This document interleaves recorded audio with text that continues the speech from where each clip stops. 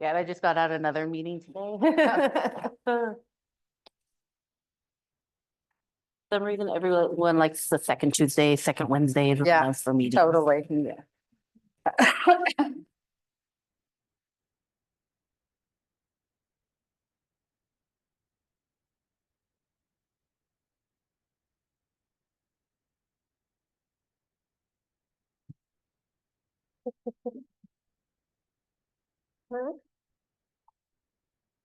Yeah. Are you ready, Hector? I'm ready, Mayor. Okay, so we will call the Talent City Council regular meeting of January 15th to order. Roll call, please. Councilor Foley, Here. Councilor Cameron, Here. Councilor Medina, Here. Councilor Pestisa. Here. Councilor Byers, Here. Councilor Farah Miller, Here. and Mayor Eric Flood. Here. Mayor, you have a forum. Thank you, Hector. Item number 2 on the agenda is additions and corrections to agenda. Does anybody have any additions or corrections to the agenda? Councilor Byers? I would love to add a discussion to, I guess, other business, just to bring up an initiative that I've been thinking of. Very good. And I know we'll touch on this briefly under another agenda item, but that's where I'd like to expand the discussion a little. Got it. Anybody else? All right. Item number 3 on the agenda is community announcements. Staff? Mayor, members of the council, a few announcements this evening. On February 2nd, we have the Parks Commission Community Walkthrough at Cameron Springs Park, starting at 1 p.m. On April 19th, Bear Creek Stewards Cleanup at Lynn Newbury Park. More information will be coming before that date. City notices, city offices will be adjusting their service hours on January 20th in recognition of Martin Luther King Jr. Day. City Hall will be closed. Vacancies on committees and commissions. For a complete list, visit the city website at cityoftalent.org. The Budget Committee is looking for financially inclined residents. And the Skate Park Advisory Committee is looking for members. Reach out to the city recorder for an application. Fire mitigation grants are now available. Up to $250 is available and a free defensible space assessment to be completed by Fire District 5. So what happens is a representative from District 5 would come out to your residence, do a defensible space assessment on fire safety into your home and your yard, and then identify improvements that could be made to improve fire safety, defensible space. And then you can receive up to $250 to utilize in making the repairs or the vegetation removal or whatever might be the case. And those are grants from District 5. We're looking into developing a similar program, probably for later in the year or next year. Great partnership with District 5 on this. The Rogue Watershed Council will host a willow staking event on January 31st at Lynn Newbury Park. Visit their website at Rogue River Watershed Council.org for more information. And finally, the Jackson County Community Long-Term Recovery Group will be hosting an accessory dwelling unit workshop on March 15th at 11 a.m. at the Phoenix Civic Center. The workshop plans to bring together homeowners, contractors, builders, nonprofits, and local government officials to discuss what accessory dwelling units are and how they can be developed and aid in meeting the housing needs of the communities. That's all I have. Thank you. Any announcements from council? All right, so the next item on the agenda is speakers heard on non-agenda items. Any speaker request forms? Mayor, I checked my email just before the meeting started, and there are no additional speaker request forms. Okay, so at this time, we will not be taking any more speaker request forms for non-agenda or agenda items moving forward. Next item on the agenda is the city reports. Staff? I just have a brief report. As I reported previously, the city has received a grant award letter from Business Oregon on the Community Development Block Grant for the Community Resource Center. People have been asking about, oh, when's this going to be happening?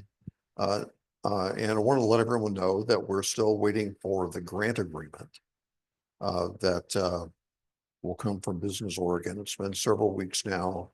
I really don't have a date for that, but I'm advised that it should be soon.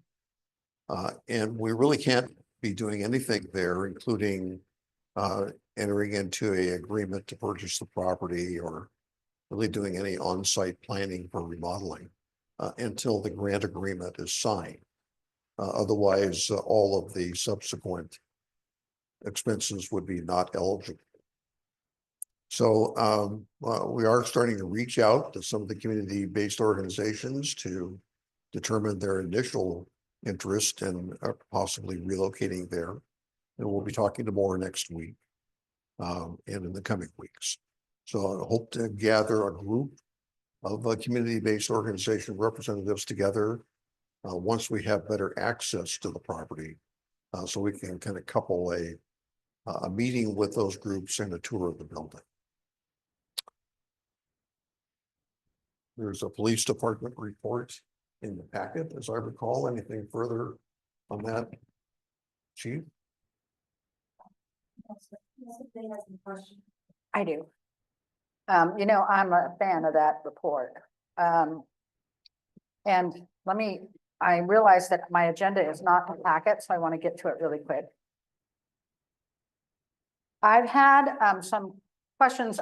I've spoken to you about it. I've had some questions about an increase in theft.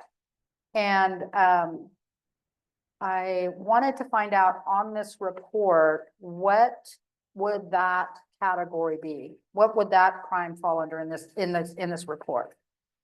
Go back up. Are you? So under patrol activities, we're just picking, we picked the topics because they seem to be of interest to the community. We can certainly put thefts in there.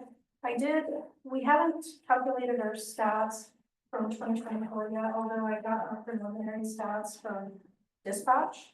So if we don't use the numbers from dispatch, because once a call comes in, it comes in as a motor vehicle crash and it actually isn't.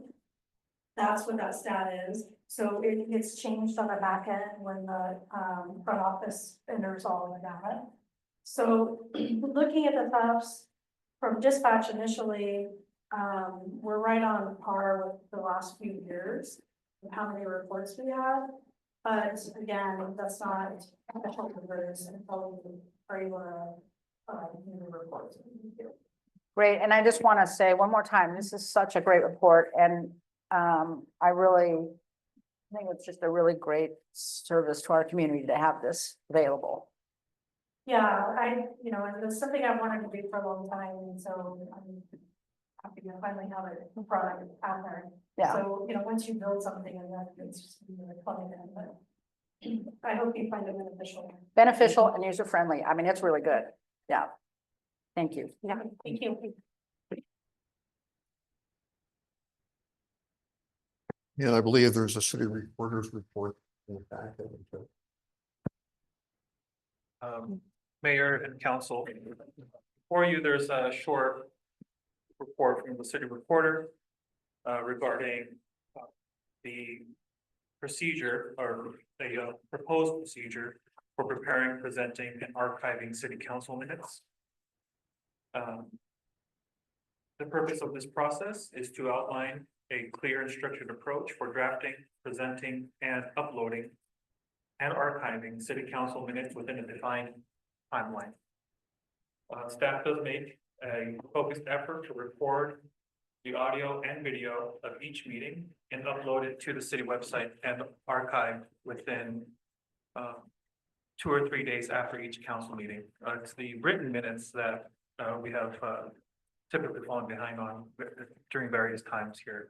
So with this SOP or standard operating procedure, I look to refocus our efforts to deliver written minutes in a timely and expedient nature.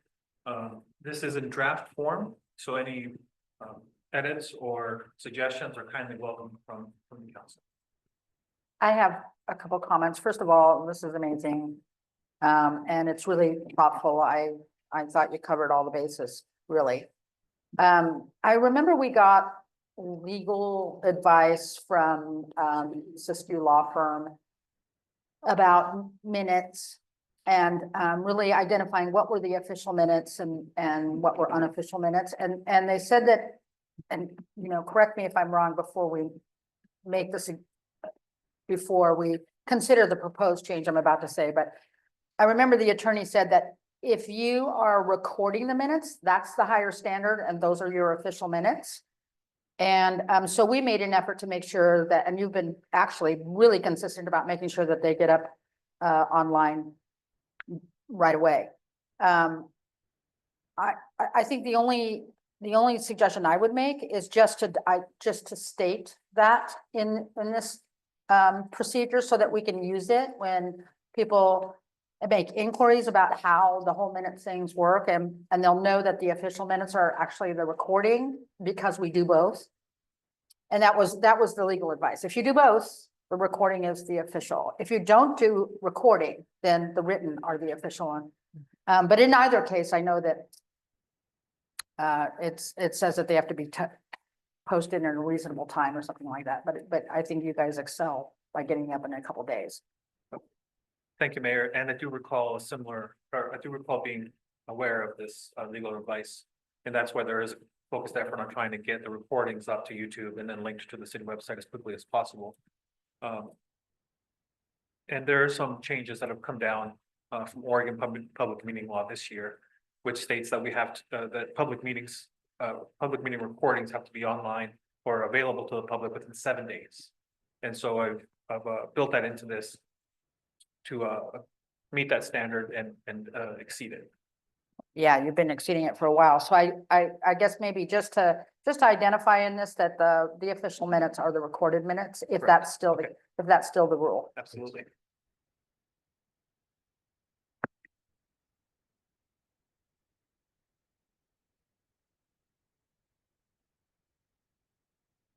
Madam Mayor? Thank you. I'm sorry, Council Panamarev? Yeah, just a question. Forgive me if we've talked about this before. Auto transcription service, is that just transcribed or is it AI that summarizes for you? Thank you, Councilor Panemarov. And if the council is not aware, Otter AI is it's an AI auto transcription service. And it's what we do is we upload the audio to the service and then it's able to generate a transcript. I would say pretty accurately.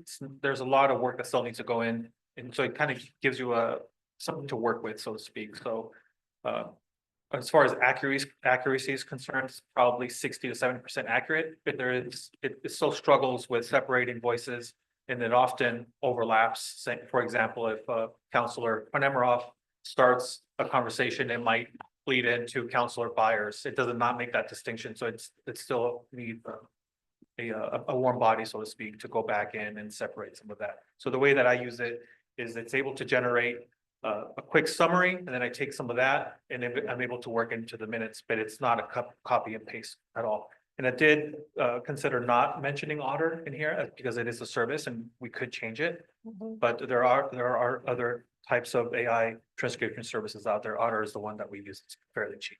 If I could just follow up, I think, anything that saves, it's very laborious process to listen and do minutes. That's torture for me. Anything that saves, time, staff time, and that is great. And, but you're right, it does take somebody familiar with it to actually read through to make sure, there's no hallucinations. Thanks. Thank you. Can I ask one more question? I do recall somewhere in years past when we were doing minutes, when topics changed, and maybe the AI won't let you do this, but when topics changed from one thing to another, the timestamp of the new topic was added to the minutes, consent calendar, and then the time that starts, so that if somebody is researching minutes and they have the written minutes and they're also wanting to get the detail off that, do you see what I'm saying? They can cross-reference that. Is that doable with this process? So what I discovered from adding the timestamps is it just depends on which type of player you use. So your player is the software that allows you to play a video or audio file, and they could be different, and each one could start differently. So what I've discovered is if I go in and I use our city computer and our programs to watch it, and then I use those timestamps to and I place those timestamps on the minutes, it could be different for a different viewer. Got it. So if you've noticed the minutes, this batch of minutes, we removed them. And if the council we can add them based on maybe the YouTube file, since it's the universal file that could be accessed. And that's an easy adjustment to make. Is it easy? Is it easy to track those timestamps and? Absolutely. It's just when we're watching the minutes and we realize we're transitioning from one topic to the next, it's just a matter of looking over to the timer. I think that's a good idea, but I would yield to your judgment on what to track. Thank you, Mayor. Thank you. Any, Urban renewal, nothing extensive. We're continuing to work with access caseworkers and residents who have secured ownership of some of the RVs to assist with the transition out of the park. We've also entered into a sales agreement for 6 of the uninhabitable trailers, which are in, quite frankly, very bad condition, and those are beginning to be removed. So as you drive by the park or drive through the park, I think almost at least weekly, but sometimes more frequently, you'll see more vacant spaces as people move on to better housing or a better environment. So we're, I think, making good progress towards the goal and accommodating people's interests and desires as they move on. very good. Any questions or comments? All right, thank you very much. Next item on the agenda is consent calendar. Does anybody have anything that they want to take out for comment or discussion? Counselor Collet? I just had a question about the check report. Mm-hmm. From Rogue Valley Council of Governments, there's a negative and positive 64,000 with the same check number, 20324. I'm just curious if that's an error or if it's a transfer or. I can find that, I'll try to answer the question. It's on page 9. Page 9. It's up on the screen. So you're looking at a 64557. Mhm.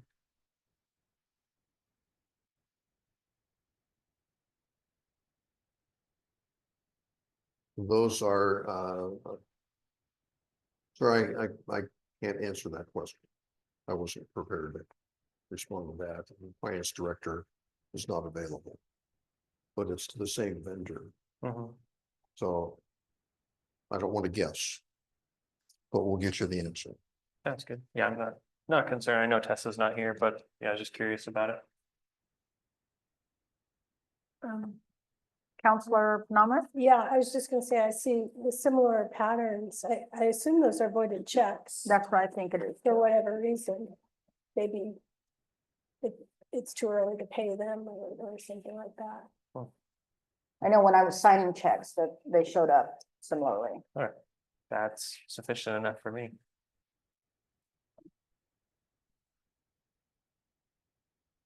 Hector?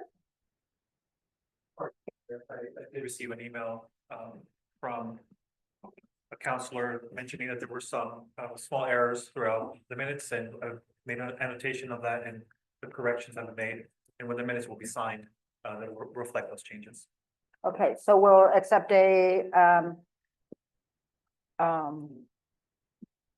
motion to adopt the minutes as amended.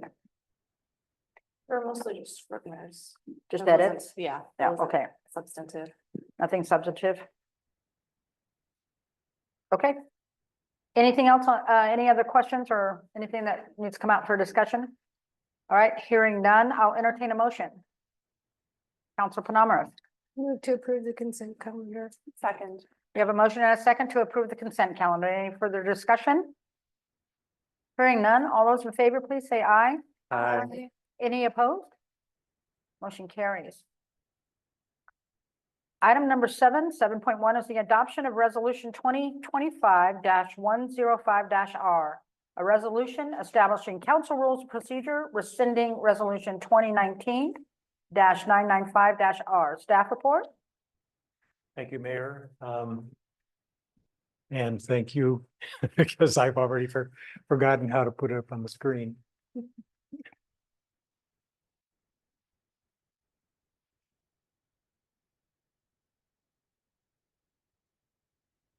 Okay, it's been a long haul, our work on the updating the council rules. And hopefully we can come to a conclusion tonight. At our last study session on this matter on the 6th of November, we discussed some additional changes to those that we had tentatively made before. And in the document before you, I've identified those and kind of called out those areas where we made some changes in concept, but had not yet put them into words. And so what I've done in this version is in the comments, highlighted those in yellow to let you know that that's one you may want to look at and talk through. And I put those on the list in the council's staff report under suggested sections for review, assuming you want to take a look at each of those. In addition, while I was going through this, I discovered some other little discrepancies that caused me to make unilateral decisions about further corrections. And I also identified those in the comments and highlighted those. There's not too many of them, about 10. So what I'd like to propose that we do is take that list of suggested sections for review and just go down that kind of in order. Meanwhile, we would start at page 1, and then I would go after we finish that item on page 1, go to page 3. But if you have some additional comments over and above anything that we previously identified on page 2 or earlier on page 3, that's the time to raise that. And then we can go through this in kind of page order, somewhere in the orderly fashion. That would be all right. It's okay with me. I'll let you lead the discussion. All right. Well, the first change that I want to bring to your attention is on page 1. It is item 1B. And that change is and it says this was tentatively agreed on by the council, but it is to consider changes to these rules at the beginning of each year. And I just wanted to, I don't think that was controversial, but I wanted to flag that because there are several sort of procedural workload issues built into this. And I want to make sure that you're comfortable with that. So if there are comments or questions about that, please speak up now. If not, the next change that warrants some attention is on page 3, item 2E. But before we get to that, are there any other changes in the interview sections that you want to discuss? If not, let's go to 2E, where you see the strikeout there. This is on page 3, where it's stricken out the sentence that says the presiding officer shall determine whether the public is allowed to participate in depth in discussions at a study session. Took that out because it's probably the wrong place for it, and because in a later provision, we say it's the council suspending the rules that allows somebody in a study session for their response while they, or for their testimony during a study session. Right. So that was a decision I think the council approved, but we didn't yet have all that wording straightened out. So this proposal is to strike that sentence, move a similar sentence over into section 2H2A, which is on page 4, and make that change from having the mayor having sole discretion to determine whether you'll hear additional public testimony during study session, or whether that should be followed in decision to suspend rules. So moving over then to that page 4, section 2H2A, you'll see where that change is made. And of course, the wording there is no public testimony shall occur at a council study session except after council approval or motion to suspend the rules in recognition of special circumstances. The next change is in section C on that page 4. That's I'm not keeping up with it. Oh, somebody is for me. Sorry, this is my screen. I'm following what you're Oh, saying. good. All right, thank you. Again, on page 4, 2H, 2C, where we previously in B right above that had said that as we restructured the idea of when public can testify during a regular council meeting, we said that we're going to make it just one time during a council meeting, during a public forum, where people can testify. And in order to testify at public forum, they have to get their speaker request form in before public forum begins. Then I began to think through, well, we also have public hearings, and sometimes those are part of a council meeting that comes later than public forum. So if it's a public hearing, the person who wants to testify in a public hearing also has a chance to get a speaker request form in just prior to the beginning of the hearing. So that's a change that I made. Council did not yet have a chance to review that word, and I'm just going to call that out for you. I appreciate you have some thoughts on that. My thought on that is isn't that just prescribed by state law? We don't have any wiggle room on public hearings. That really is true. Yeah, so there's no, yeah, okay, that's what I thought. Next change. Council, I'm sorry. Council Perry Miller. I have a question about a heading, and maybe this is not something that anyone else thinks might be something that should be changed, but when I see the words public forum, that makes me think that people could confuse that for some kind of conversation. So I almost wonder if public testimony would be more helpful as that heading, and I'm not sure if that's like a substantive change or something we could just decide now. I would just hate for folks to misunderstand based on the title. Can I add something to that, Mayor? Council Collet. Yeah, I appreciate that point, and somebody at the League of Cities training today mentioned that I don't even know if this needs to be in our council rules or if it can just become part of practice, but saying before the speaking is started that it's not a back and forth conversation and that people are approaching the dais to give testimony, we will all listen. And then, other than the scenario where it's a hearing and it says here that we would ask clarifying questions, but for normal speakers heard on agenda items, that being made clear ahead of time, so it's not seen that we're being, seems like we're being rude or something by not responding.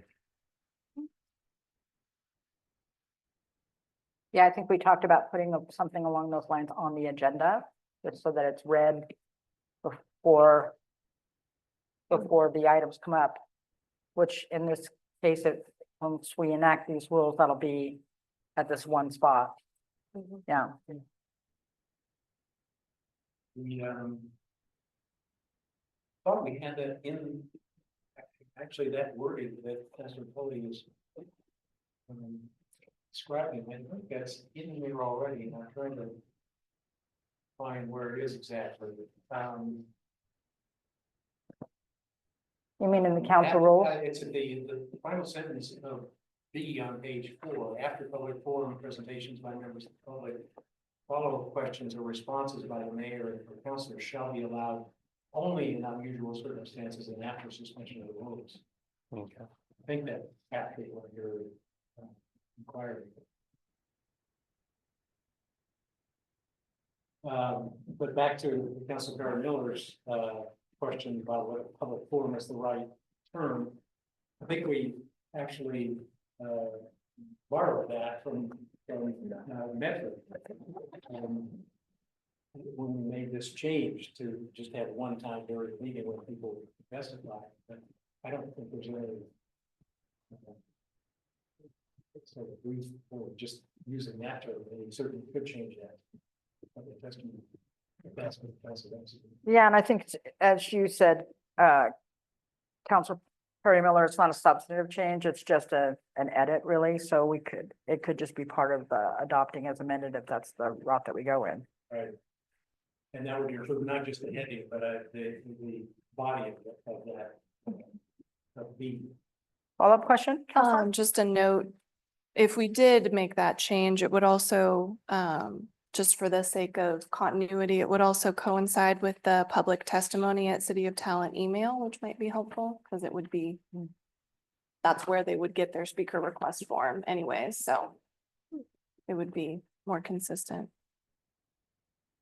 Okay, could I ask that you help us remember as we move to adopt the resolution, to call that out as an issue, a change to what's printed.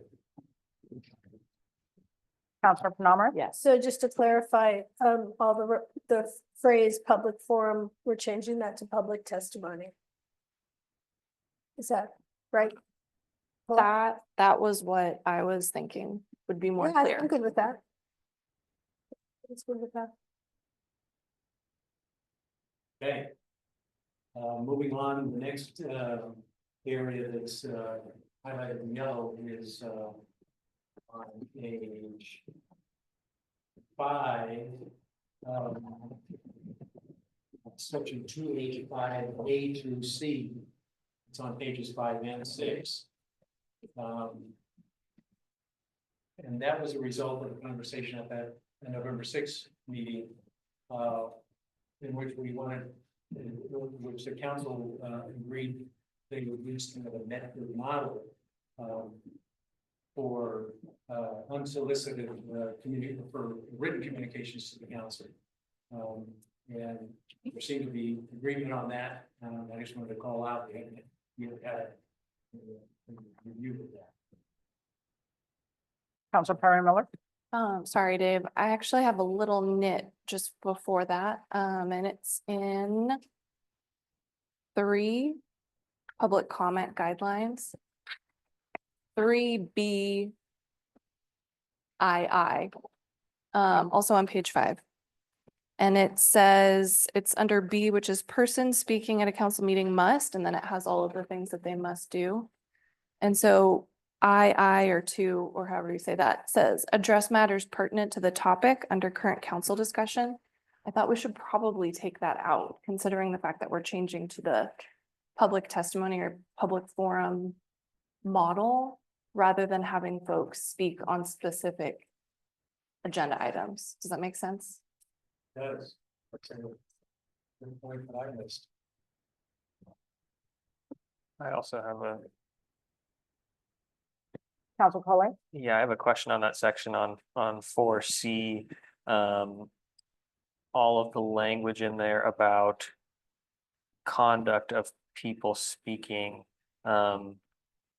Mostly asking you, Dave, is it legally allowed for us to limit applauding, cheering, offensive words and things like that? That was something that was brought up at the LOC training today too, and it seemed like really the only thing we could limit was disruption of the meeting. I heard that part of the presentation Yeah. and I would argue that that is basically taking over the meeting if you're, and even if you're putting up signs, it can be so disruptive that whoever has the floor can't continue. This language is common in council rules around the state, so I would argue that it works. I'll just add. Council, Perry Miller? Thank you. I think it also depends on what the reaction to that is. So while someone might be asked to stop speaking, it would be a different thing if they were removed from the meeting, which we also talked about today in the LOC training. So it's a good distinction too. All right, Councilor Carter, are you suggesting we need to change something there? I think that the way that it is works, and I agree that this is pretty consistent with other council rules of procedure.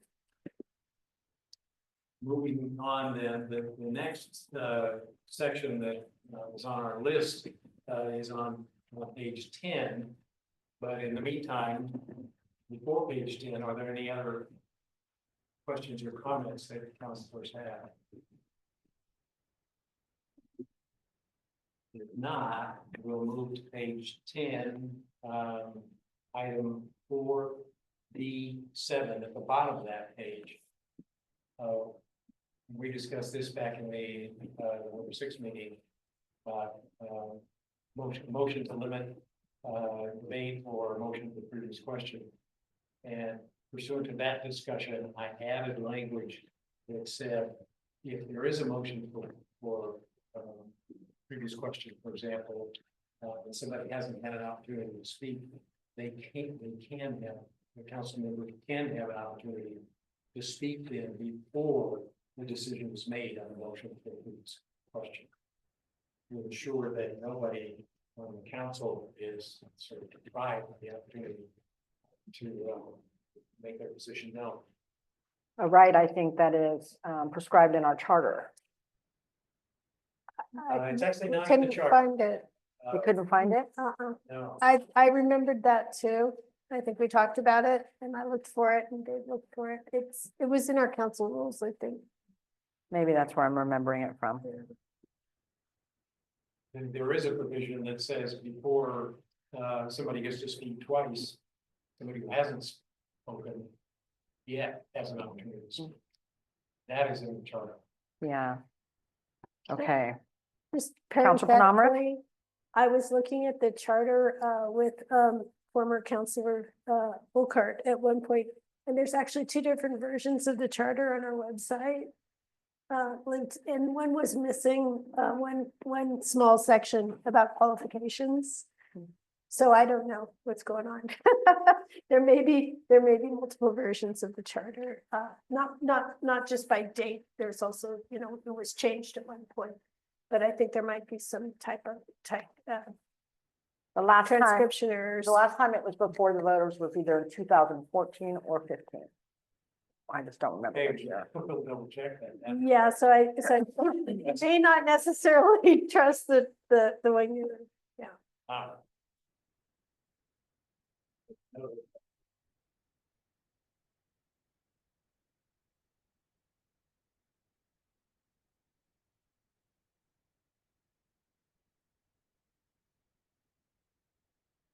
Um.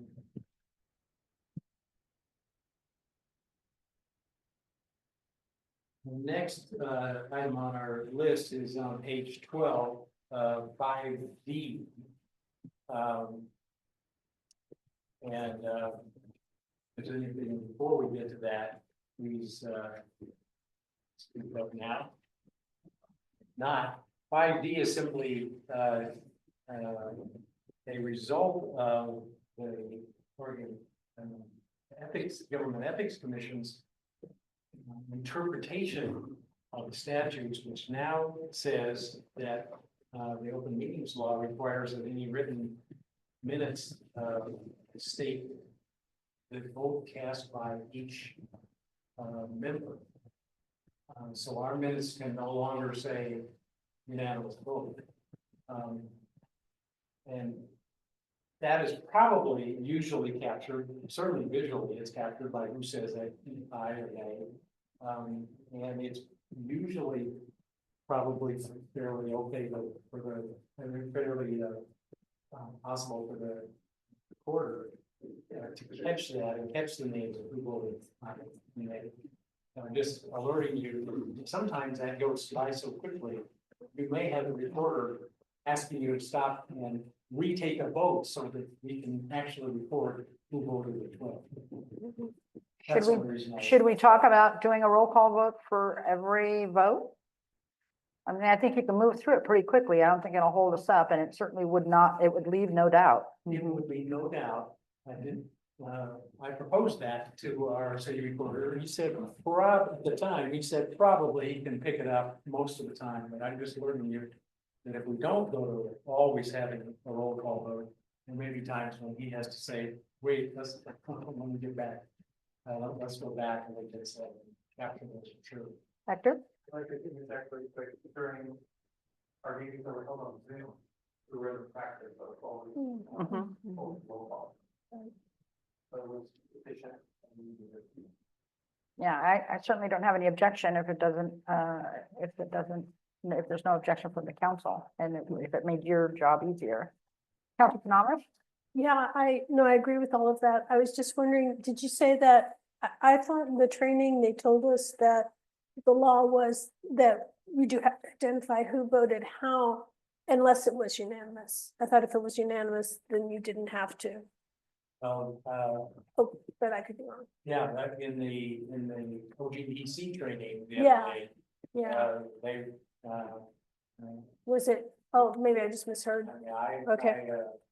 I followed up a little bit to make sure.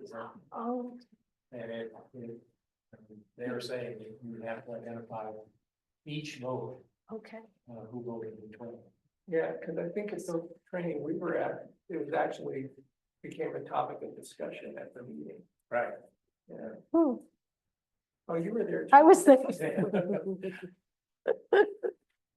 Or Maybe I just 'cause maybe Kate I and I were zoned out. talking about it. Okay, yeah, I just thought it was like, yeah, unanimous, yeah, you don't have to do it. So I probably missed it. Good, thanks. So with that in mind, we want to change section 5D to say that we'll always do a roll call vote, or just make that a practice. Well, you know, I mean, if it's in the rules, it'll happen, and if for some reason the presiding officers change for some reason, then it's helpful. I think this covers it, and it also, because we're just talking about what needs to be in the minutes. And that way, if for some reason it gets skipped, it can't be challenged that didn't follow the rules or something. That's my only thought. Gotcha. That's Because a I good, think that's a this good point. covers it, and then it's just our practice to do that to make sure we have the best chance of using it. I appreciate that point. So we just Okay. make it a practice. We'll leave that as is. Right. The next proposed change, the discussion item is on page 16, item 7F.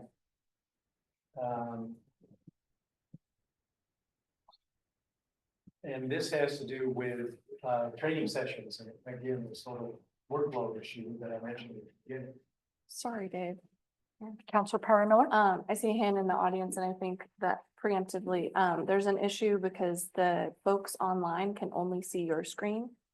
So people in this room can see on a screen, but the folks online can only see a blank page. And so that might be some of the Right now, confusion. we're on page 101 of the packet, if you want to just jump to that. Yeah, it probably would be. Share your screen is what he's saying. Are you just, this is just like what I pulled up from the internet. It's not on Zoom.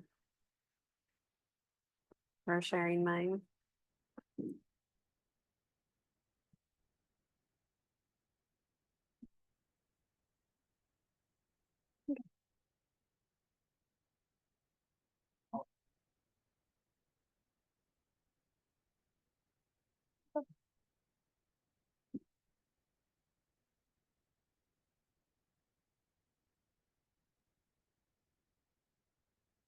Dave? I think we're squared away now. My apologies. So, again, on page 16, item 10. And before we get to that, are there any other areas that people have questions or comments? Please speak up now. If not, 7F concerns training. And the first part of that refers to the now legally required training that each counselor and the mayor must attend at least once during their term. And that's just the Oregon Government Ethics Commission training. For instance, the LLC training that some of you went to today wouldn't qualify, even though it covers the same topic. She did say they're working on getting it certified, so Good. it might. Good, that makes sense. Then the other issue that we discussed at that November 6th meeting was whether in addition to that, the mayor and each council should attend or review one complete training session per year on open meetings, public records, and ethics requirements. Per year or per term? That, the way it was described at that November 6th meeting, it was per year. And I just wanted to flag that again, that's another sort of workload for council members. It's important stuff, but I just want to make sure you're comfortable with that additional procedural workload. Counselor Penamara? Yeah, I think it's onerous. I wouldn't have it in there. I think that kind of training should be encouraged, but just, people work and there's just so much we can do. Counselor Collet? I agree with that, and I'm wondering if we can change the language to once per term or once within the first year of your term at minimum. Unless something changes in the laws. But I think once per term is fine. Which one? Where it says for the OGEC training, it says at least once per during their term. So wouldn't it make sense to attend it earlier on in your term? Yeah, maybe, but I don't know. Sorry. Counselor Penamara? Yeah, I don't know that we need to go beyond what the law is requesting. And we can encourage that for sure. And I think Totally. most elected officials would want to do that.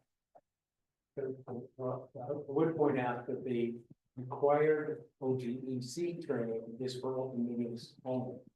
And that second sentence where we talked about adding our own requirements, that's not only open meetings, but also public records and ethics. So there's a little difference between the two sort of sets of training. What we could do is basically ignore the reference to the OGEC training and just say once per your term. You should engage in training in all three of those areas, open meeting, public records, and ethics. You just have one sentence that refers to all of those. I think that's a good suggestion. Anybody else disagree with that? Counselor Penamara? Well, as long as should isn't binding on, on the elected official, we know that OGC is binding because it's law. But as long as the language, for the additional training isn't binding. I'm not comfortable with saying people have to do, the additional training, and again, it is about imposing a workload. Counselor Medina? Because it changed the language like are encouraged to or something like that. That would acknowledge it that we believe it's important, but it's not like you have to do it.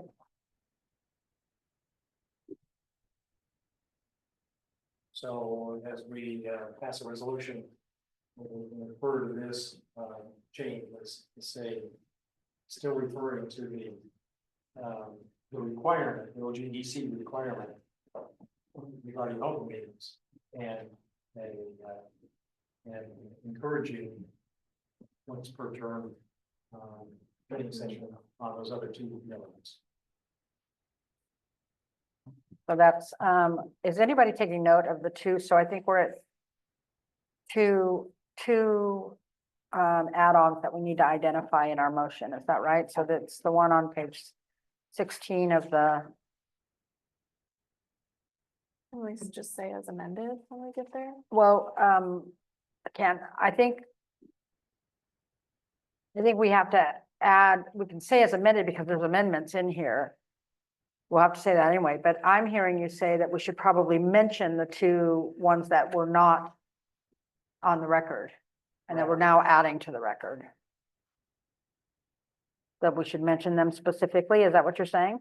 Yes, and The other one is, I marked it, I'm not, oh, the first one is on page 5. The deletion, under 4B2. That Councilor Paramillo mentioned, that's one change. And public forum to public testimony. Right. That's another change. So there's, I think, 3 altogether that need to be mentioned in your motion. can I get the page number for public forum to public testimony? I think it was on 6, is that right? Hold on. Let's see. It was on page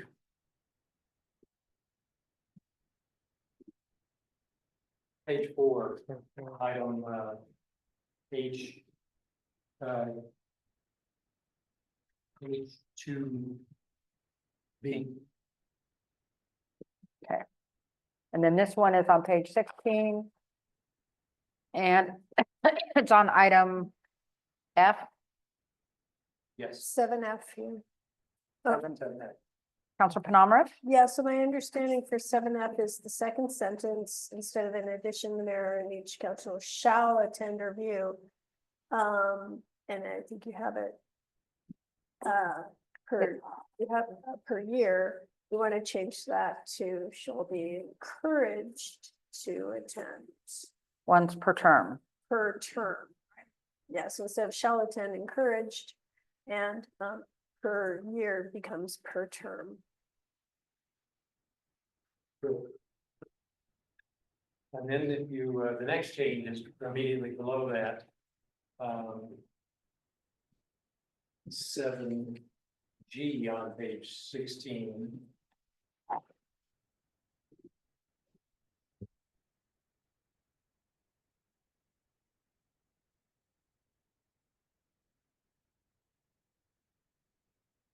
Says to do with ensuring compliance with the rules of conduct. We have in our, I think it's section 21 of our charter. We have the provision that says council has the ability to discipline another council member who is found to have been neglecting duty. And that provision in the charter says that there has to be a procedure set forth in the council rules in order for that to be possible. So this was my attempt to articulate that in G1 and 2. It can only happen, of course, after there has been an open session, or at least a session in which could be an executive session where the initial charge against the council member with regard to human was discussed, but that council member has an opportunity to ask that in the open session. That's part of the procedure that we have to allow. That basically echoes the law for disciplinary actions against a counselor, right? Against an elected official, yeah. So if there are any comments on that? Counselor Penamara? Yeah, I'll just make the comment that I was surprised that, that Dave explained that, yeah, we could actually remove a counselor. And I think this council is very, very reasonable, but that's kind of one of the reasons I was concerned about the rules being, super specific and onerous is because it looks like you could, if a council could get rid of a council member by not complying with all the rules, according to this. And in the hands of a, not a reasonable council, a member that's maybe in the political minority that could be used as a political tool. That's kind of was a little bit my worry. Would require about 2/3. Or change to the charter, which is Counselor Penamara? Well, I think Dave and I were talking earlier, it sounded like if it's not in our council rules that you can remove a member from this council, essentially skip the recall and get rid of a member. If it's not in the council rules, even though it's in the charter, it's not real. It's not something we could do. That's right. The way it's stated in the charter, it only is effective if there is a procedure set forth in the council rules. If not, then that. That it's subject to only recall. Yeah, and then the only option is. Counselor Penamara? Yeah, I just want to add that, given that information, I'm actually not really comfortable having that in the rules and giving any, and I don't mean us, but I mean any governing body, the ability to just remove somebody who was duly elected because, they broke a rule. I don't know, that feels a little bit dangerous. So, I mean, I'd be comfortable just leaving out the part where certainly discipline, certainly censure, but not remove. Counselor Perry Miller? I agree. And I feel like we must have talked about this before, because I remember us having this conversation. And I think that just taking out that language makes sense. There are other ways to deal with behaviors like that, and I don't think it's council's place to be able to remove someone. That's something that the voters should be able to do only, in my opinion. Any other feedback on that?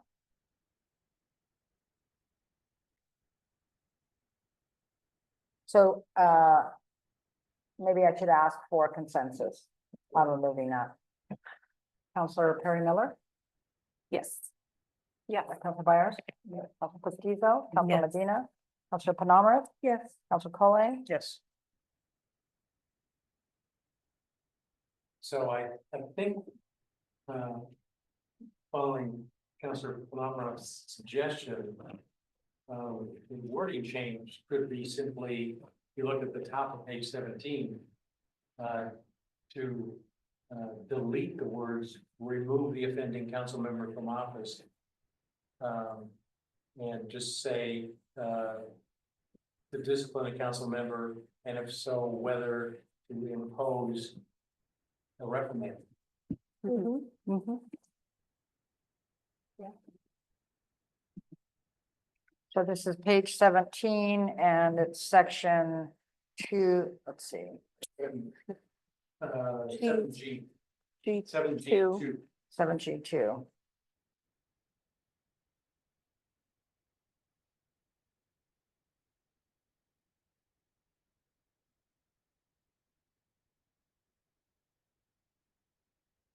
I found myself writing notes that said to remove, and replace and add reprimand. Okay, Final item on the list is, on page 17, section 8A, that, the last sentence there, which was discussed in the September study session last year. To make clear that, council members advocacy for or against local, county, state, or federal mandate or measure, is fine. They either have council approval to do so, or they expressly disclose that that's personal. So I don't think that was controversial.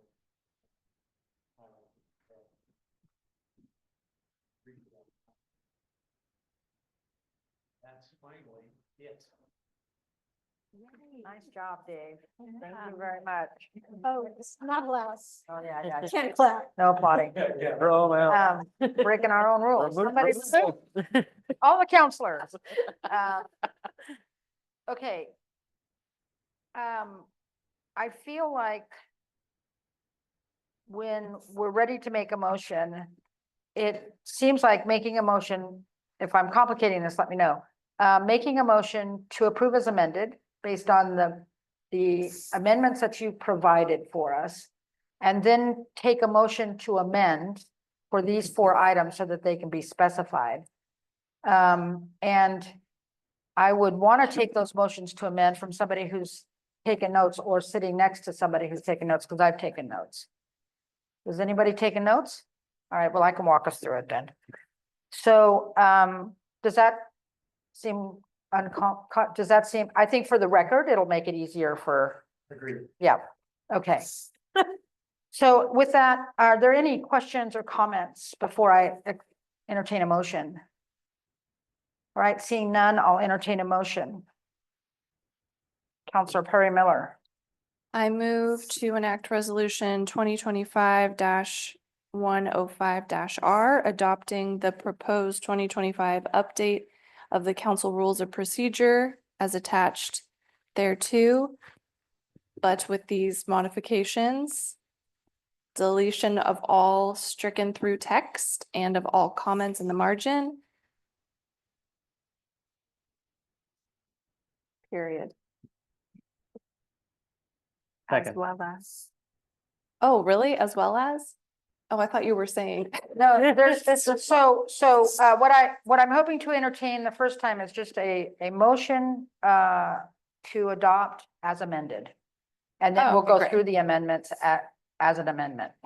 Okay. Isn't that what she did? Cause she just talked about. Well, the because she- comments already in there. Yes, she could do that if she wants to go through all of them now. Yeah. No, she just said all the comments that Dave brought to us today, so the way it's written, and then we'll do yours as. Okay, I didn't hear that. So if you can repeat your motion so I can, because I have to repeat it, so. Sure. So I yeah. just want to make sure I'm ending it in the right place. I think you can just make a motion to adopt as amended. Okay, Yeah, because it's in the record, great.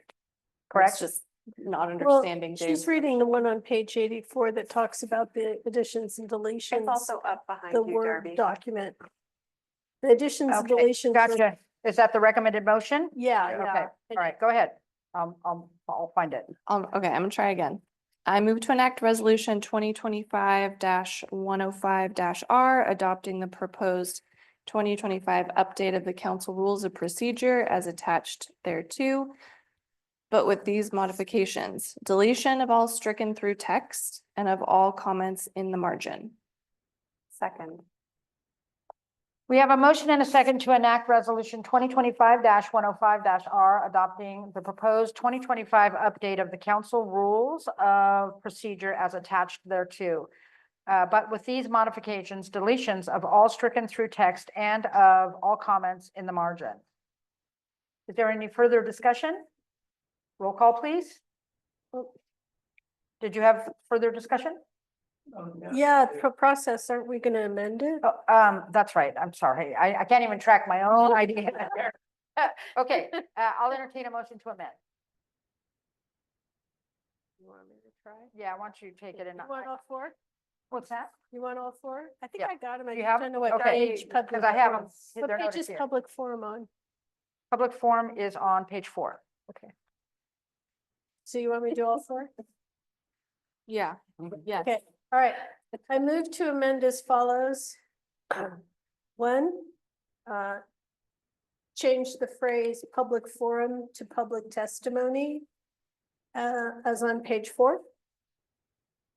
2, on page 5, 4B, Roman numeral 2, delete entire. 3, on page 16, 7F shall be replaced with encouragement, shall be encouraged to. That's And per, did I get that? Yep. And per year be changed to per term.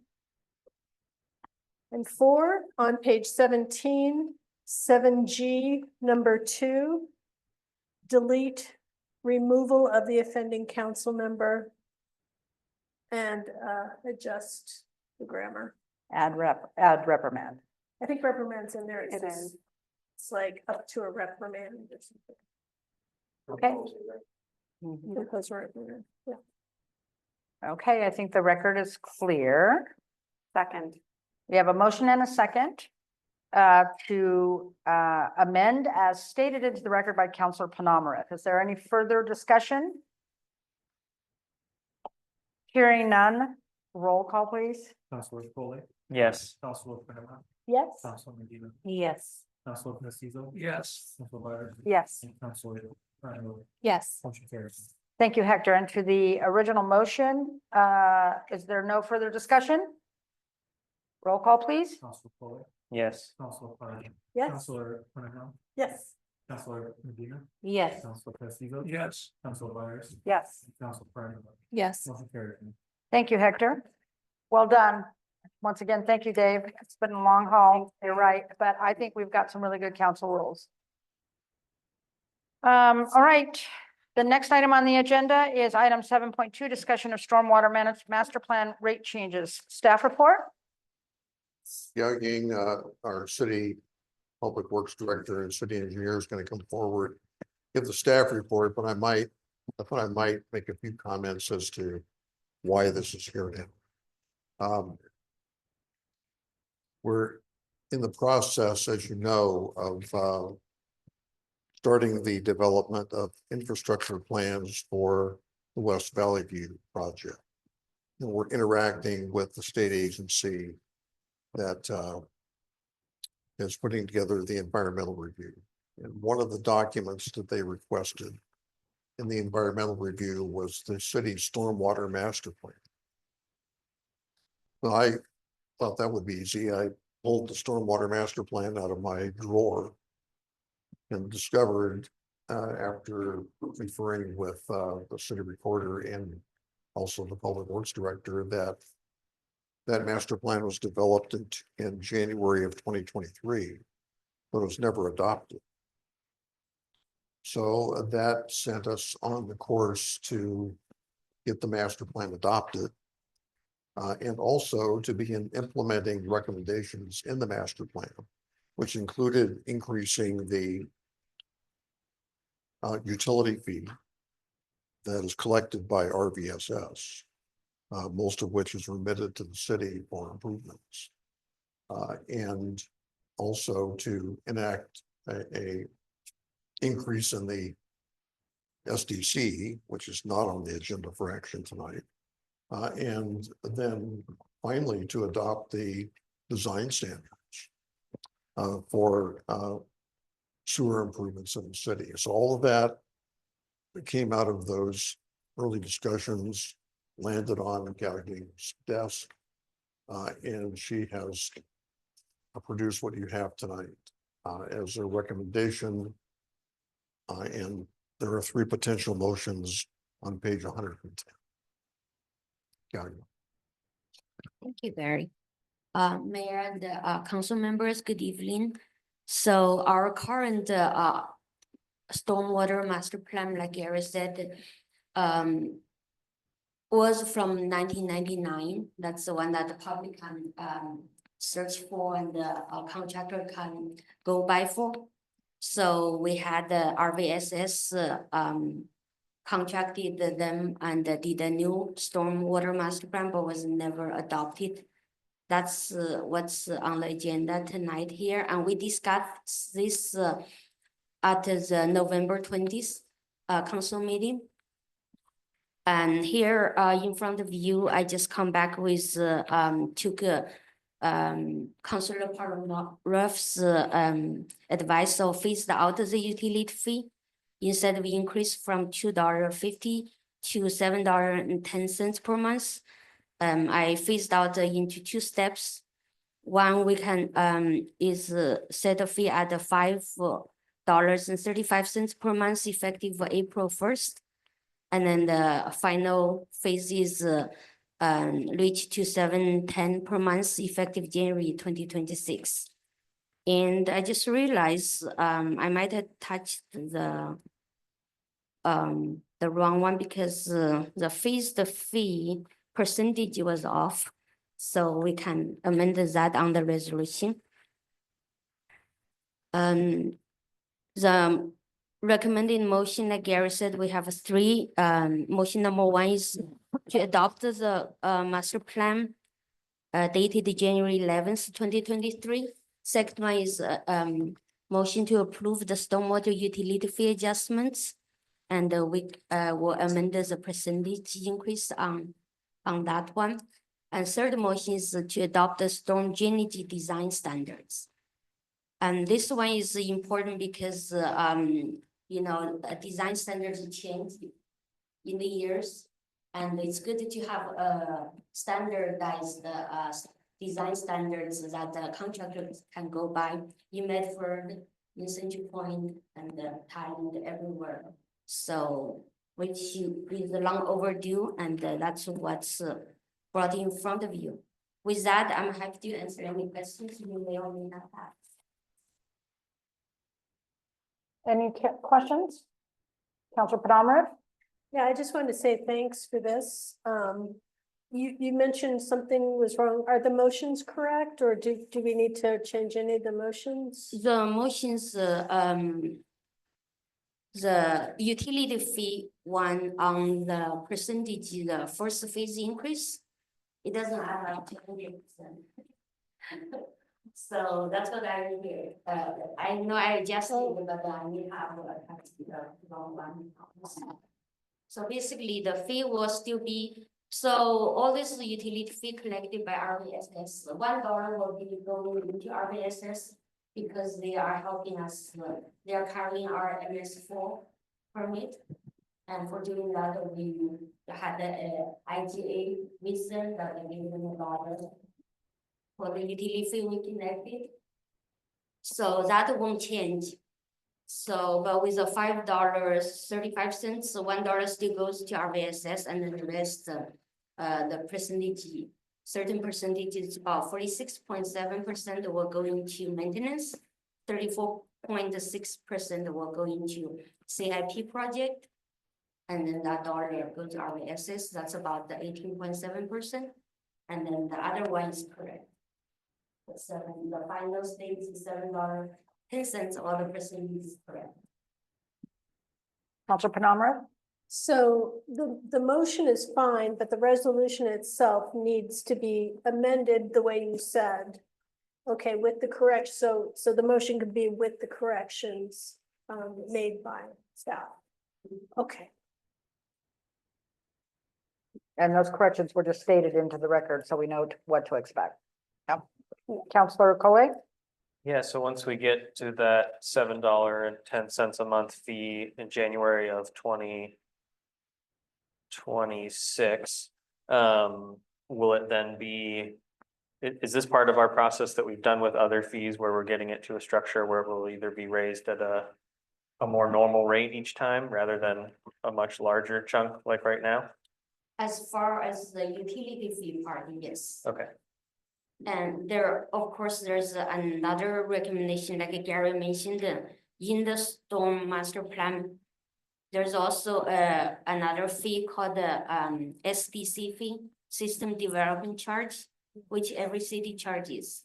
And that one will require an ordinance and a public hearing within a 90-day notice. So this will be bring back to the council for potential action in April 2025. And so SDCs are system development charges, Counselor Medina. All right, is there any other questions or?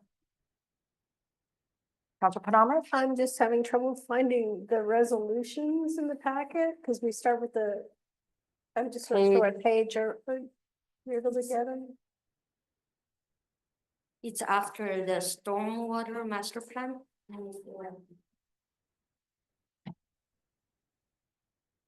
So it will be 382. It is 382.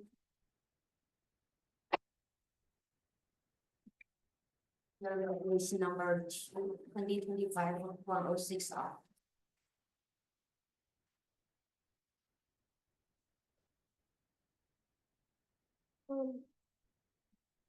And the motions are on page 113.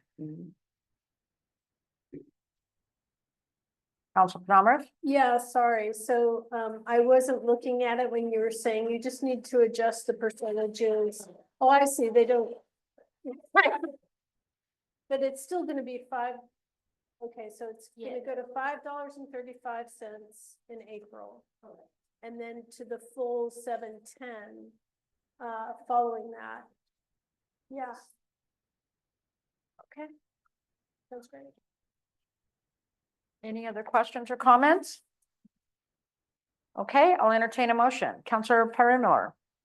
I move to adopt the stormwater master plan dated January 11th, 2023. We have Second. a motion and a second to adopt the stormwater master plan dated January 11th, 2023. Any further discussion? All right, hearing none. All those in favor? Excuse me, roll call, please. Councilor Collet, Yes. Councilor Penemro, Yes. Councilor Medina, Yes. Councilor Pestizo, Yes. Councilor Byers, Yes. and Councilor Miller. Yes. Motion carries, Mayor. Thank you, Hector. Any other motions? Counselor Collet? I move to adopt the stormwater utility fee adjustment, which is resolution number 2025-106-R, establishing a phased stormwater utility fee adjustment. Second.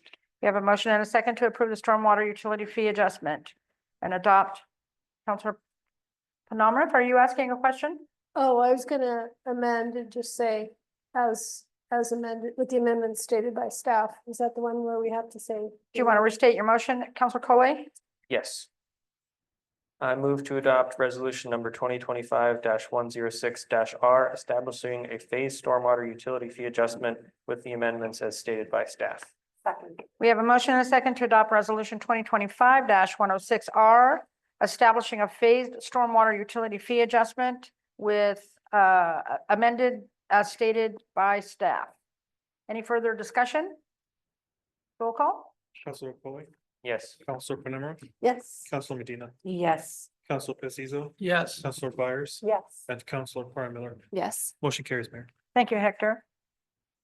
Counselor Byers? I move to adopt resolution number 2025-110-R, approving the storm drainage design standards effective upon passage. Second. We have a motion and a second to adopt resolution 2025-110R, approving the storm drainage design standards effective upon passage. Any further discussion? Roll call, please. Yes. Counselor Panemoff, Yes. Counselor Medina, Yes. Counselor Pestizo, Yes. and Counselor Byers, Yes. Counselor Paramilk. Yes. Motion carries, Mayor. Thank you, Hector. All right. Thank you, Gal, for bringing that to our attention.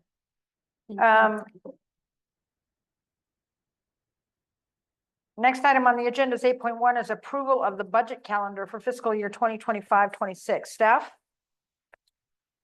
Mayor, members of the council, in the absence of the finance director, you have before you the proposed budget calendar for the upcoming budget year 2025-2026. You have a proposed motion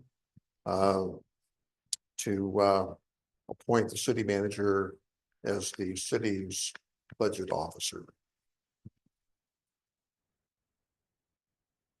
Any questions or comments? All right, just popped right into the microphone. All right, without any questions or comments, I will entertain a motion. Counselor Collet? I move to appoint city manager Gary Milliman as City of Talents 2025-2026 budget officer. Second. We have a motion and a second to appoint city manager Gary Milliman as the City of Talents 2025-2026 budget officer. Any further discussion? Roll call, please. Counselor Collet, Yes. Counselor Panemoff, Yes. Counselor Medina, Yes. Counselor Pestizo, Yes. Counselor Byers, Yes. and Counselor Paramilk. Yes. Motion carries, Mayor. Thank you, Hector.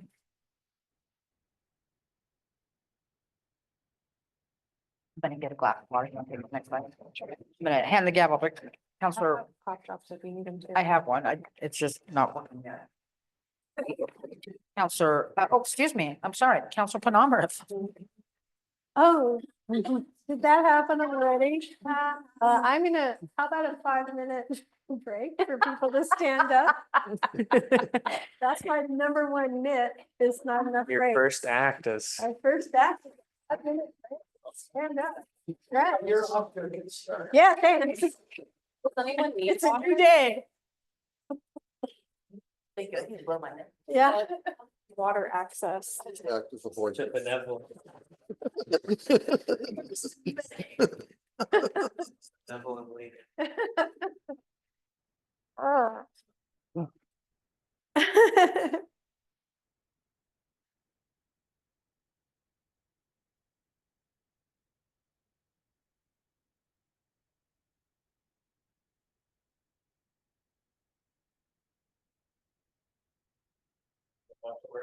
The 300-page long stormwater plan, Gal? Was there much work to do on the stormwater plan, or did you just have to look it over from?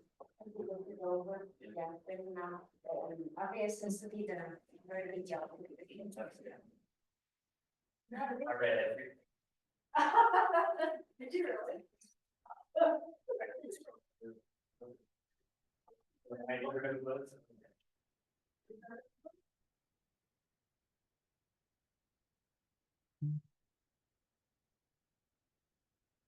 You're done. I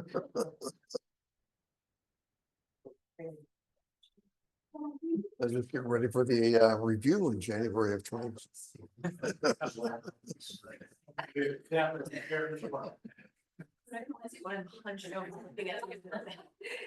It's interesting, I received a request on the city manager listserv today for a copy of the council rules. So I send it to them tomorrow. Well, as soon as it's cleaned up, the request was posted by Gold Hill. The request was posted by Gold Hill. I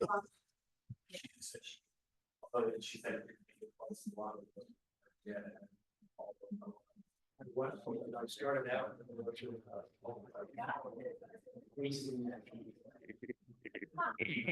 Starting on the existing. Yeah. It might have been easier.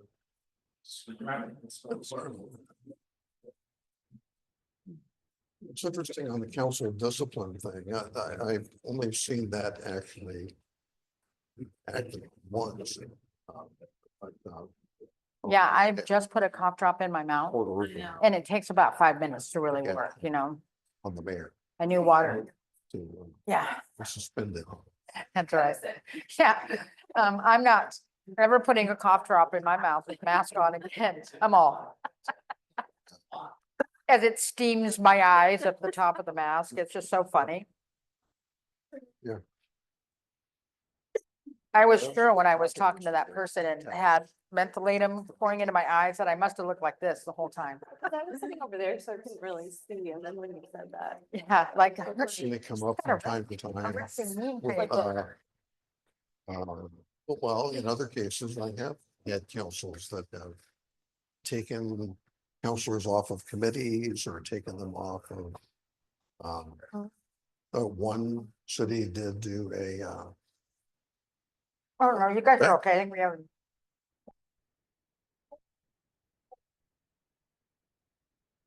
It's the city attorney and the city manager that are so chit chatty all the time that. They never get anything done. All right, item number. 8.2 is approval of ODOT IGA with Creel Road to Greenway Connector Project. Staff? okay, Yao Yang goes here again to discuss this matter with you, and there's a proposed action on the agreement. Go ahead. All right, Mayor and the council members.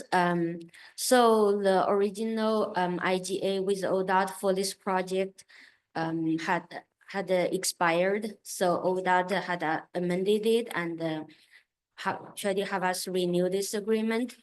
And in the agreement stated that needs council approval. That's why this agenda is in front of you. So this project was initiated about 10 years ago. And the main project goal is to connect the Creel Road to Bear Creek Greenway as stated in the agreement. The total project cost will be about $625,000. I was gonna go apply for some inflation and because of the cost of living has gone up. But because it was initiated long ago and the fundings won't be able to be increased. And then according to ODOT, so I just maintained the original number. This will need as Councilor Panamorov noted that there will need to be 10.17% match. The funding can come from the state gas fund and other revenues, CMAQ, other grant funding. So in the grant scheme, it's not a lot in the matching part.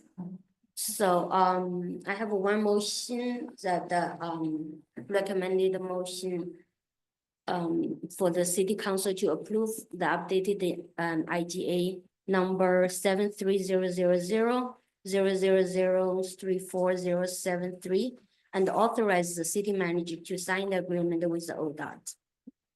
With that, any questions? I'm happy to answer. I just want to make, I have a couple questions. I just want to make sure, so the match for us is 10% of the total cost. And I did ask earlier if the 90% is front loaded, and it typically is, right? So we get funded right away, giving us an opportunity to write for the grants for the remaining 10%, correct? Typically, that's the way they're administered. Yeah, okay. And to that point then, can you tell me what the span of this project you think in terms of time? Do we have any idea how long this project, before it gets started, and about how long this project will take? Mayor, I just have one follow-up to your previous. Oh, sure, question sure. before Council you Byers? start. So I just want to, perhaps it's just a small error in the staff report, but I see here that it says no city matches required. And I'm wondering you could expand on that a little bit. Yes, that That's- was my wishful thinking. Okay. So I was, hope, because actually ODOT will be, manage and deliver the project on behalf of the city of Thailand. But I did confirm with Justin from ODOT and said that, yes, we will still have to put it up with that. Okay. But like, Councilor Paramorph noted, previous email says that, we can always find funding from others, grant revenues. Mhm. And then we also have a gas, tax fund that will be distributed evenly, based on population and, to different cities and local jurisdictions. And the city of Thailand will get about 50,000 or 55,000. 50, I think. may. Gary? Just to give you some other hope. I've been involved in a number of these projects over the years. Under very similar agreements, and between the time you approve the agreement and the work actually takes place, the funding situations can change. I'm familiar with one or more, one for certain projects in Brookings, which had a similar local match. And these are federal dollars. There are times when state funding becomes available if the state determines that they have an interest in having such a access to Bear Creek. Along the way, they contributed the match on behalf of the city. So what you need to do is stay in touch with the ODOT staff and the ODOT leadership, and we've got 2 opportunities to do that on a regular basis. But it's called tenacity.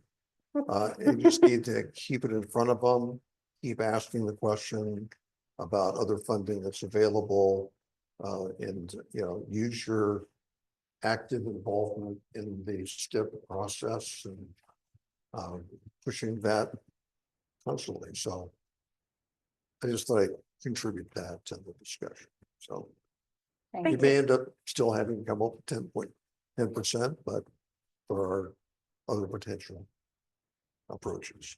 Thank you. Councilor Namrith. Yeah, I just wanted to add to that. I did talk to ODOT a little bit about it today because I had all sorts of confusion of my own creation. But what it came down to is, yeah, the 625,000 is there's a match required that would be about 63,000, which is, it's like a great deal. And like as Gary said, it will be more than that, right? It'll be that'll be our match. And that's for the design and engineering portion of it. And it could come in even less. Now then the construction, that's what they were saying today. Because originally it was pictured in a more cumbersome way, I think. So then the construction, I said, give me the wild guess. And they said, well, $1 million, $1.5 million, maybe around there, which would mean 100,000, 150,000 for the city match at most, right? Unless other funding was found. So the construction, the advice from ODOT was for the construction piece that this would be a great one to apply for CMAQ funds and to do that sooner rather than later. And apparently it's just a 1-page application and you don't have to have a lot of detail for that. But this is a natural match for CMAQ, which I can't remember, something mitigation and what is it? And congestion management and air quality. So this is the perfect kind of project for that. So we would be, it's great to leverage what we'll be getting over the next 3 years is, as Gayan said, $50,000 a year in additional gas tax money, not what we just on top of what we usually get. And that's because of the Rogue Valley Metropolitan Planning Organization is dispersing funds in a different way. due to various changes. Maybe with the legislature, if a transportation package happens and passes through the long session this year, things may shift. But right now, this feels like a really solid, financially solid plan. And they seem to think it could move rather quickly, that this could start happening soon, and we should apply for the construction money really soon. So it's exciting, and ODOT is excited about it as well. Gary? Just wanted to clarify one other thing, mainly for the public, and that is that this is $625,000, the project cost. This is for the engineering. This is not the construction. Yeah. Construction's to come. Yeah. Just has a little bit of historical context, and I'll make this fast because we need to get to our executive session, but this is a 10-year project that was designed to connect people in South Talent to the bicycle path without having to ride in a very narrow shoulder on the highway, or go all the way down to the south end of Talent Avenue where there's that really steep hill that just shoots you out into the highway. For any of the bicyclists in town that want to get to the south end entrance of the Greenway, it's dangerous. And so this 10-year plan is built into the overall alternative transportation plans, and it's been kind of a critical plan for a long time. So it's really good to see this having finally bubbled up to the point where we can get it done. Okay, so if there's no more questions or comment, Councilor Coley? I'm ready with All right. Councilor Coley, I move to approve intergovernmental agreement number 73000-000034073 with the Oregon Department of Transportation, and authorize the city manager to sign the agreement on behalf of the city of Talent. Second. We have a motion and second to approve intergovernmental agreement number 73000-000034073 with the Oregon Department of Transportation, and authorize the city manager. I'm sorry, and authorize the city manager to sign the agreement on behalf of the city of Talent. Any further discussion? Councilor Penamarath? Yeah, I don't know that it matters. There's just a little typo. There's too many zeros. It should be 73 with 3 zeros to match the agreement that's in the packet. And then 3 zeros. I don't think that matters. We know what we're talking about, right? I just want to point that out in case you have to come back and redo the motion. Okay, and if there's no further discussion, roll call, please. Councilor Coley, Yes. Councilor Panemarov, Yes. Councilor Medina, Yes. Councilor Pastizo, Yes. Councilor Byers, Yes. and Councilor Prime Miller. Yes. Motion carries. Thank you. All right. The next item on the agenda is approval together for Talent Emergency Preparedness Workshop. Staff report? Mayor and members of the council, you have a staff report that we prepared in connection with this request. And a potential motion.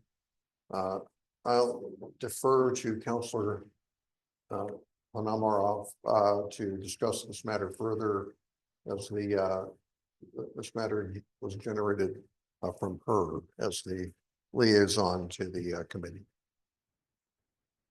Councilor Penamarath? Thanks. I would like to invite the chair for Together for Talent to join us, just to answer some questions. Staff had brought up, for example, whether additional funds or support might be needed, and I'm not able to answer. Great. If you want to go ahead and bring a chair to the dais. And do we have a microphone for him, or can you share one? Just go ahead.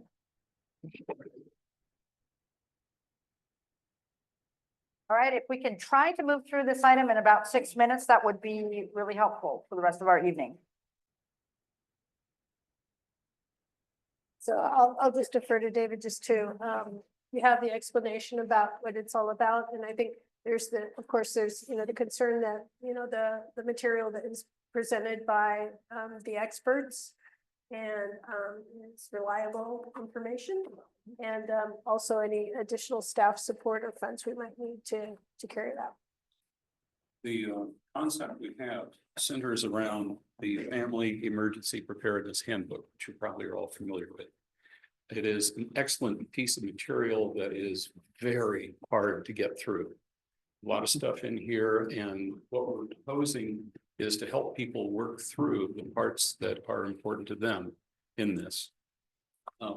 The other handouts we're proposing to do include the evacuation map from our city, also our evacuation checklist from the city. And I also have an evacuation checklist from Mike McKenzie and Applegate, a fire chief out there. And so this so far are the physical materials. We're inviting our own Chief Snook as our emergency preparedness officer to come do a presentation. We have also gotten agreement from the Firebrand Collective to come and present their ideas and to help neighborhoods get organized for better use of whatever available resources there are. And I have just today heard that Fire Station 5 over here is willing to do individual assessments of property. So definitely going to be inviting them to talk about that as well. And I'm seeing my own role as basically MC for this. Any further questions about it or comments? Counselor Byers? Are the materials available in Spanish as well? The Family Emergency Preparedness Handbook, I'm not sure is. Our stuff we have online is available. The city stuff is available. Okay. And certainly, I'm going to propose that we find some way to get this into hands of people who don't speak English. Okay, thank you. I would love to have a copy of this in every house in the town. Counselor Medina? Would there be someone there to assist people who only spoke Spanish? That's an excellent question. I would very much hope so. I don't know what resources are available for us to be able to do that. Counselor? If there are, I'd love to have them. Counselor Byers? A comment, since the Firebrand Collective is participating, you might ask them. I believe they have a number of people connected either as staff members or volunteers who are bilingual and might be able to assist. Excellent, thank you. Good to know.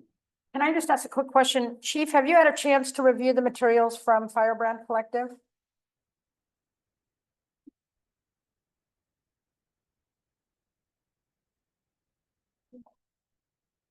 Is it possible? Do you have the capacity to do that?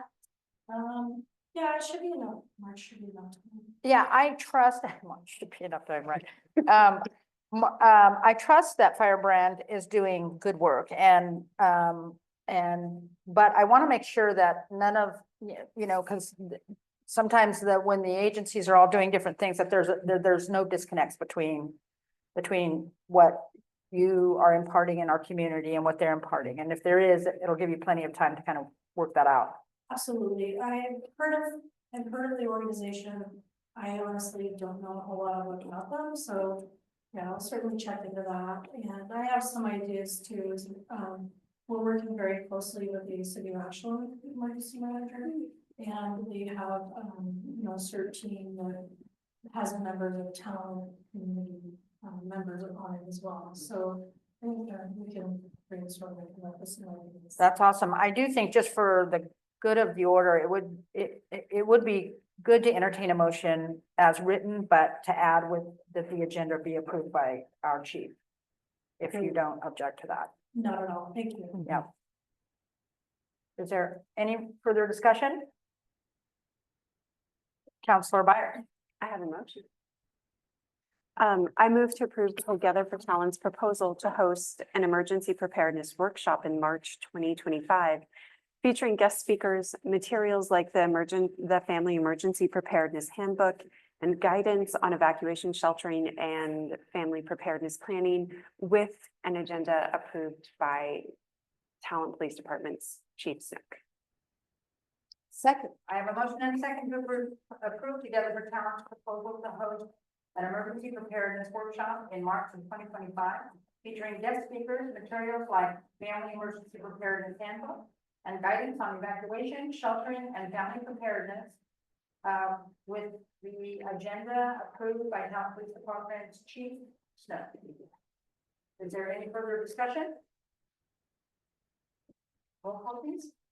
Counselor Collet, Yes. Counselor Penemroff, Yes. Counselor Medina, Yes. Counselor Pestizo, Yes. Counselor Byers, Yes. and Counselor Parra Miller. Yes. Motion carries, Mayor. Thank you. Thank you, Dave. Thank you, Dave. It's Thank you, Mayor and Council. To be really helpful. I think it's essential. Yeah, very good.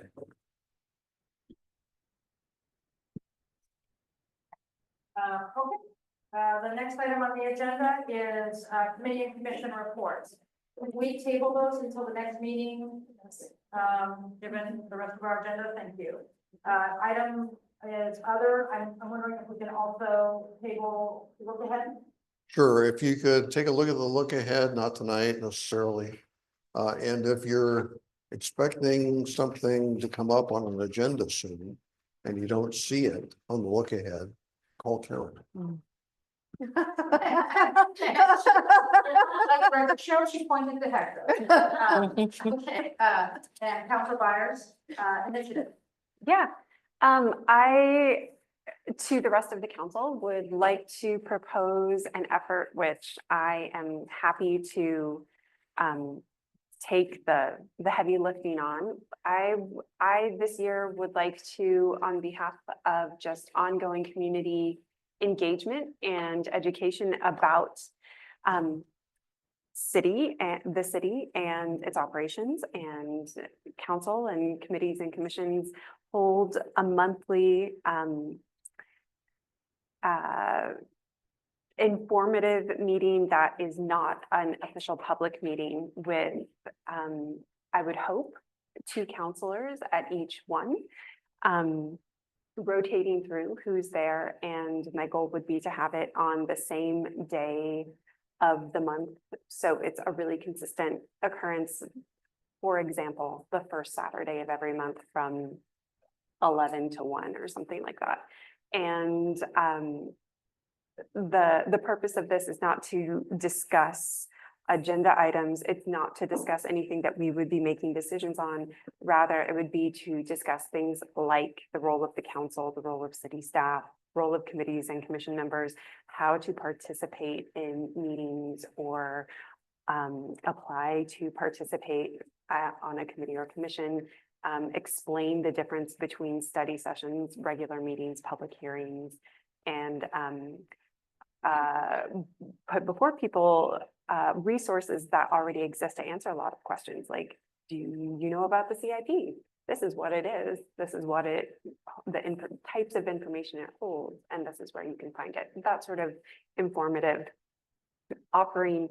And I am hoping to avoid having it be an actual public meeting, just so that there can be a bit more dialogue that's informal at these. And so really, I wanted to put this before you all and just get consensus and approval. Just so you know, your approval also means you're going to participate at least once. So. Councilor Canal. I think this is a wonderful idea. I could even maybe sort of kind of help if you do like you said, listen to heavy lifting. Yeah. I'm wondering because I think we're, the thought of is having, let's say, maybe one of them was about budgets or something like that. Is there going to be any kind of staff? Are we thinking about having staff participate in these? And I would extend the invitation, but I would hope to not make more work for staff. And I would also intend to hold this not on city property. So at the library, I think would be a great spot in one of those community meeting rooms. And of course, not wanting to limit anyone's participation, especially on staff. You are all the experts. But rather, I don't want to focus on things that require an expert's weigh in. This is so much more about understanding the roles of all these different entities and how they interact in making our community what it is, and then helping people access the tools to help them engage at the level they would like to. Are there any other questions or comments? I just want to say, I also think this is a great idea. You don't need consensus to do it, but I appreciate that you're asking for it, and it does, put it on the public record too for further discussion. I love the idea that you're just really creating access and better understanding of local government for our residents, something that I think is really needed in our community. I think it's a great initiative. I did, in a earlier conversation here, you say that you'd be working with staff on curriculum, which I think is also. Really Yeah, I important. would vet this final curriculum list both with our city manager and with our city attorney, just to make sure that I'm not overextending on my affirmation to. Yeah, yeah. I'm gonna keep this all very much in my lane. That's awesome. Are there any questions before I check for consensus? Okay, so does anybody object? We have consensus. Great, thank you. For the proposal. Thanks, guys. I have one quick item before we move on, and that is, the water master, or the water master plan rate changes from water master. Reminds us again that we have periodic, rate changes and periodic plan updates that get missed. And we talked about different things, in fact, in 2023, we even talked about, some different tools that could be used, like a calendar or some kind of something that would remind staff when those fee updates need to happen and when and what plans need to get updated, based on their life cycles. I know they all have them. I'm wondering if it's at this point in time, if we could ask for a policy to be drafted around this. So that it does ask staff to develop a tool for tracking.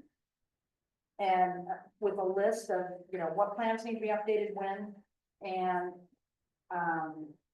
and what rate structures need to be updated when, so that there's a living document that allows staff to access, and maybe even if it's useful, allow it to be publicly displayed as well, so that people know when these things are coming, and certainly it allows us to track it for performance purposes and things like that. I think this is probably a challenge that your administration inherited, Gary, and I have faith that we can come up with some kind of policy. And if there's no objection from staff, I'd like to ask the council for consensus on that as well. That shouldn't be hard to do. Okay, yeah, it seems like it would be pretty easy, just, and what I'm thinking about is just like a list of all the plans and when they're due and the cycle that they're on, and a list of all the rates that need to be changed, and just have it in one clearinghouse. Is there any objection to developing a policy around that? Great. That would be one that we could access too, for performance purposes. Great. All right. So with that, let's go ahead and move on to written communications. There are none. So at this time, we will be adjourning into executive session. Do I have a script for this? I can just do it right off here. The council will meet in executive session pursuant to ORS 192-660, parentheses 2, to review and evaluate the employment-related performance of the chief executive officer of any public body, a public officer, employee, and staff member who does not request an open hearing. And representatives of media are allowed to stay without reporting on any conversation in the executive session. Did I miss anything, Judy? Okay. Councilor Penamara? I just noticed that KDRV Newswatch isn't among the attendees. And KDRV, are you wishing to remain in the executive session? Mayor. Councilor. In our LOC meeting today, they were extremely clear that when you go into executive session, if there is news media in the room, they may stay. But that does not apply to Zoom meetings. Does not apply to Zoom meetings. Okay. Am I misrepresenting what we heard today? yeah. And it's specifically, I think, because you can't verify. frankly know who's behind the thing. Hector? Mayor, I do believe that if it's KDR of Channel 12, they were attending to get some information about the Creel Road connector. Thank you for covering the story. It's a good one. Not to exclude anyone, but we just Oh. really did hear Yeah. that earlier today. Hours ago. I'm glad you guys are training. Let's do it next year.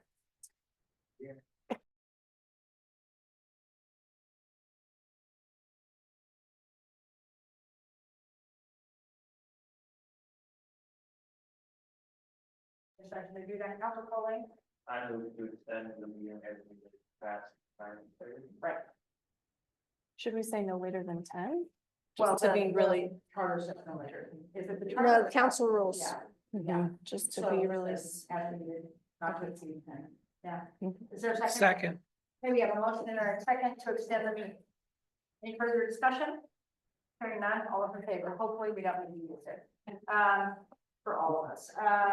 So with that, we are adjourned. Aye. Sorry. Oh, I'm sorry. Roll call, please. We already. we Hector, lost wants it. your question. Yes. Yes. Yes. Yes. Yes. Now, yes, now, we won't be making any decisions while we're in the executive session.